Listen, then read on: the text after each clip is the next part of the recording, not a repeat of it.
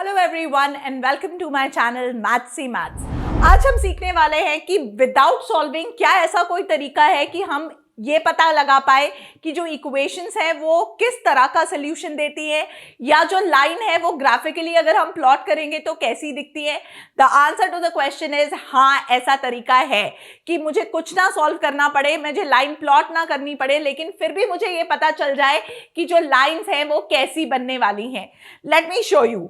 First हम concept करते हैं, उसके बाद मैंने ये 3 क्वेश्चन लिखे हैं। हम इन 3 क्वेश्चंस को सॉल्व करके देखेंगे कि क्या आप इसमें क्या गलती कर सकते हो और कैसे वो गलतियों को हटाना है और फटाफट से आंसर लेके आना है।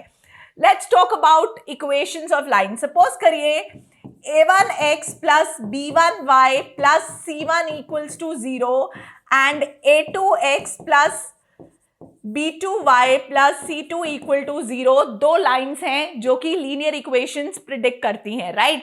यानी कि linear equation in 2 variable. So basically there are 3 types of solutions. जब हम बात करते हैं लाइंस की तो 3 तरह के सॉल्यूशन आ सकते हैं। आप पूछोगे कि मैम कौन से 3 तरह के? Let me show you with the help of a diagram कि पहली एक लाइन और दूसरी लाइन आपस में इंटरसेक्ट कर सकती हैं, यानी कि वो कहीं ना कहीं एक पॉइंट पे मीट करेंगी, जिसे हम बोलेंगे यूनिक सॉल्यूशन। या एक लाइन और दूसरी लाइन एक दूसरे पे एग्जैक्टली मैं बोलूंगी कि ओवरलैप होंगी, राइट चिल्ड्रन?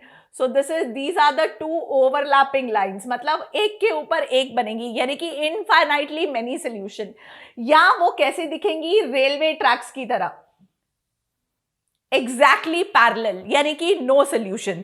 तो कैसे पता चलेगा कि लाइंस इन तीनों में से कौन सी वाली दिखने वाली है? Let's talk about unique solution. Unique solution means a1 by a2, यानी कि x के कोफिशिएंट्स का ratio is not equal to y के कोफिशिएंट्स का रेशियो आएगा। अगर ये कंडीशन सैटिस्फाई करती हैं दो लाइंस, तो यानी कि उनका सोल्यूशन यूनिक होगा, यानी कि सिंगल सोल्यूशन होगा।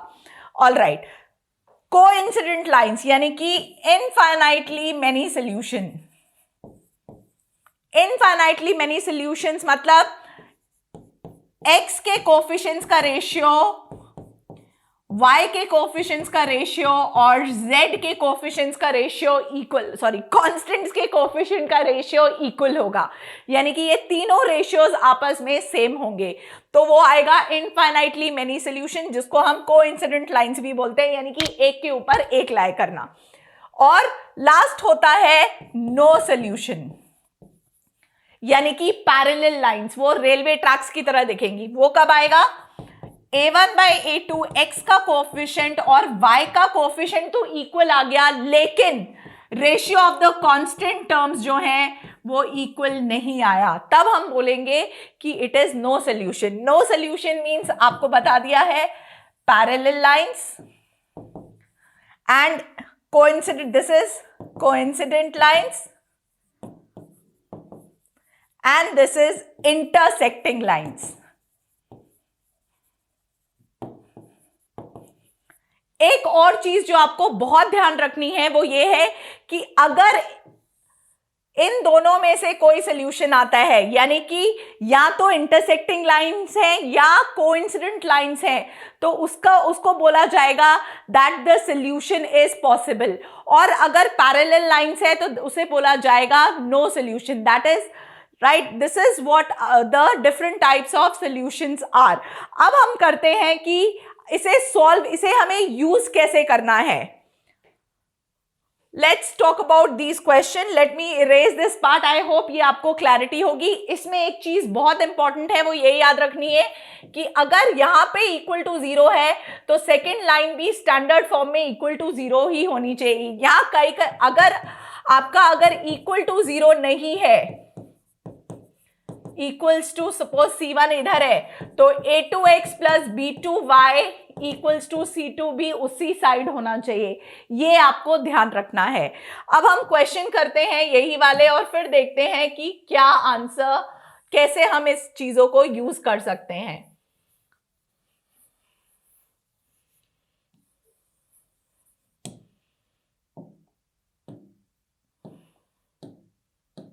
All right, let's do the first part. सबसे पहले चेक करना है क्या ये दोनों लाइन स्टैंडर्ड फॉर्म में है, x के नीचे x, y के नीचे y and constant terms. Yes है।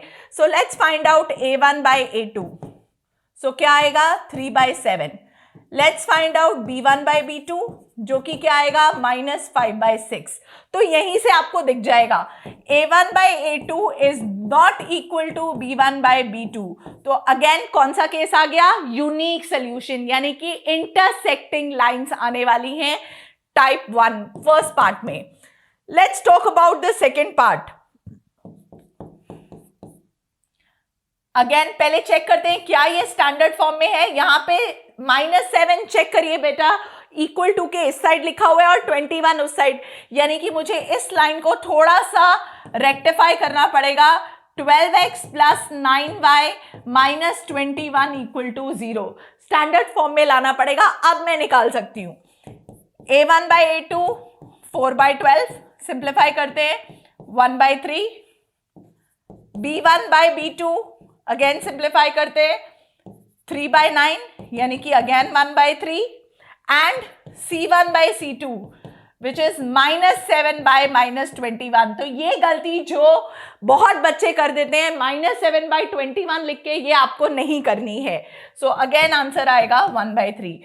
तो इस केस में a1 by a2 is equal to b1 by b2 is equal to c1 by c2 हो गया।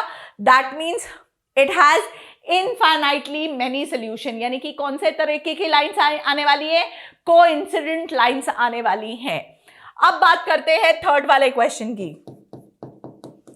अगेन चेक करिए क्या थर्ड वाला क्वेश्चन स्टैंडर्ड फॉर्म में है। ये तो ठीक है, लेकिन ये देखो जानबूझ के मैंने x को y की जगह और y को x की जगह लिखा है, तो उसे आप थोड़ा सा ठीक तरीके से कर लीजिए। और क्योंकि वो सेम साइड में ही हम टर्म्स लिख रहे हैं तो साइन नहीं बदलेंगे, ये गलती अगेन नहीं करनी है। Now let's talk about a1 by a2। a1 by a2 क्या आएगा 1/-4, b1 by b2 coefficient of y -2/8, यानी कि अगेन सिंप्लीफाई करूंगी तो -1/4 and c1 by c2 again c1 by c2 क्या आएगा, दिस इज 5/20, यानी कि अगेन क्या आएगा 1/4। नाउ लेट्स चेक, पहले मैं इसे हटा देती हूं ताकि आपको क्लैरिटी से आंसर दिखे। ऑल राइट, अब देखते हैं क्या है।